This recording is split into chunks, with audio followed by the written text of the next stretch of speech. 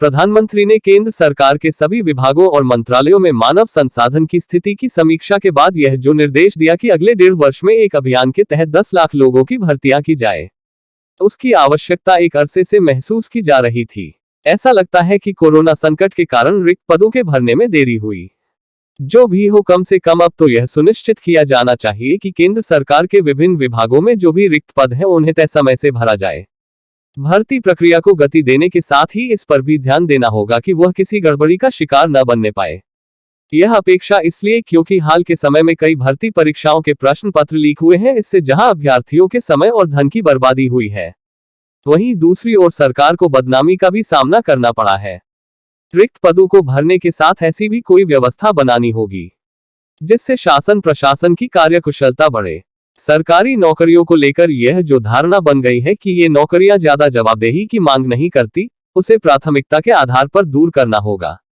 यह भी समय की मांग है कि जैसे केंद्र सरकार ने अपने विभागों में रिक्त पदों को एक तय अवधि में भरने की पहल की, वैसे ही राज्य सरकारें भी करें। यह एक तथ्य है कि कई राज्यों में बड़ी संख्या में पुलिस, शिक्षकों, चिकित्सकों आदि के भी पद रिक्त हैं। वास्तव में यह नीतिगत स्तर पर तय होना चाहिए कि आवश्यक सेवाओं में रिक्त पदों को भरने का काम लंबित ना रहे, क्योंकि जब ऐसा होता है तो सुशासन का उद्देश्य तो बाधित होता ही है, आम लोगों की परेशानी भी बढ़ती है। यह सही है कि प्रधानमंत्री की ओर से की गई घोषणा नौकरियां तलाश रहे युवाओं को उत्साहित करने वाली है, लेकिन सरकारी नौकरियों की एक सीमा है। चूंकि सभी युवाओं को सरकारी नौकरियां देना संभव नहीं, इसलिए सरकार को इसके लिए भी कोशिश करनी चाहिए कि निजी क्षेत्र ज्यादा से ज्यादा रोजगार के अवसर पैदा करने में कैसे समर्थ बने। इस कोशिश में राज्यों को भी शामिल होना होगा।